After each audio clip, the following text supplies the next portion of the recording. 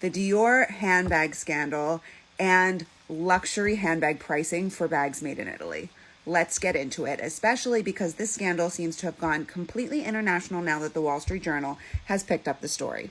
Real quick to catch you up if you don't know, a subcontracted factory from Dior got raided by the Italian Carabinieri, which is the Italian police, for illegal labor practices, and it also came out that they were paying around 53 euros per bag for the labor of making bags that ultimately retailed for 2,600 to 2,800 euros. And it's become a big scandal. I did a video about this a couple weeks ago when it first came out, and I was heated because I had just read about it in an Italian industry publication and came on this app like we all do and kind of lost it a little bit, and I decided to delete that video because it didn't really provide the context that I usually provide on my page, and maybe that's why it really started going viral, but ultimately I decided that that's not what I want to contribute to, so I deleted it. Anyway, let's get into a more context-rich version of that first video. And if you don't know me, my name is Cassandra. I am the co-founder of the first luxury leather upcycling center in all of Italy. It's called 011, also the designer and founder of Sieme brand luxury upcycled handbags, 100% made in Italy. So if anybody can talk to you about handbag pricing in Italy, it is moi. Real quick, I'm going to get into why this happened. Okay, so in the Italian manufacturing landscape, I have a lot of videos on this. Go back and look at them. I'll link some of them here. But basically, you have the brand that contracts out to factories. Not all brands have their own factories, and even if they do, they make far more product than the factories that they have. Brands do not like being in the business of owning their own factories because owning a factory and operating a factory and being profitable is very, very hard. So many brands contract out to factories, and obviously these factories are audited and need to adhere to very strict standards to work with these luxury brands. But what happens is that in brand contracts, often they will allow for a certain level of subcontracting. What is a subcontract? A subcontractor is a factory that is working on behalf of a factory that has a contract with a brand. And this happens a lot in handbags because handbags are very manually labor intensive. A lot of times the edge painting is done by hand, most of the time. A subcontracted factory could be doing just the quilting, could be doing just the crossbody straps, which also take a ridiculously long amount of time to do crossbody straps, things like that. So often a part of the work is subcontracted out to remain on deadline, which are often very fast, strict deadlines, because even though we're luxury, we're still in what I would argue is high margin, fast fashion at this point with the amount of products that we put out.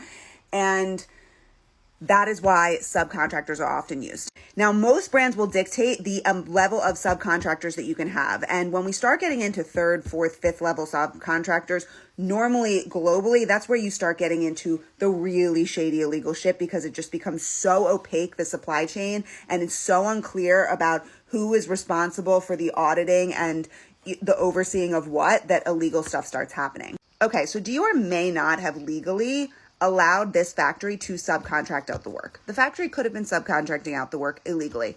Very possible. Is it likely? Probably not.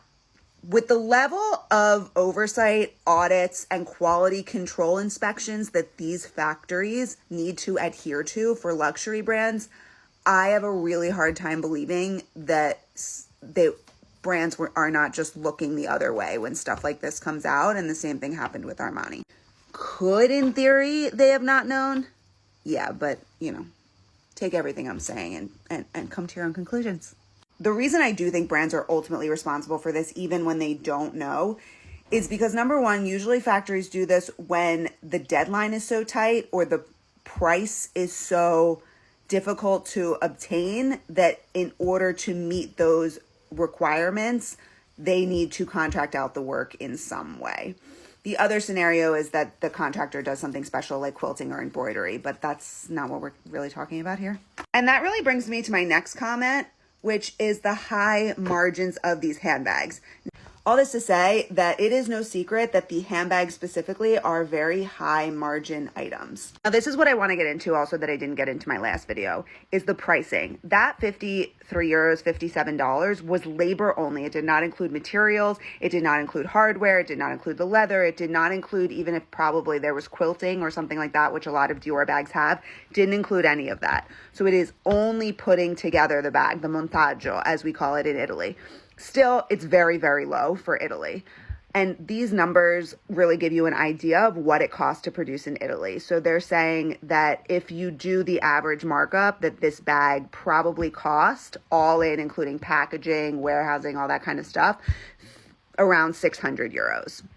And I can say, honestly, that that's pretty spot on for all of the development and the production that I do in Italy. So people ask me why my bags are expensive. My bags retail anywhere from $400 to $1,000, which I don't think is that crazy considering this and the fact that I'm in stores and also selling online, adding discounts all the time. So if you are buying a bag in Italy anywhere from 400, 300, sometimes I have bags right now on there for like 300, but if you are buying a bag in Italy anywhere from like $300 to $1,000 and it is 100% made in Italy, like luxury construction, like my bags are, you're actually getting a really good deal. Anyway, that is what I wanted to highlight the most. Again, if you have any questions about any of this, pricing in Italy, factory scandals, production in Italy, sustainability in the leather industry, definitely hit me up in those comments and let's get into it. Ciao from Firenze.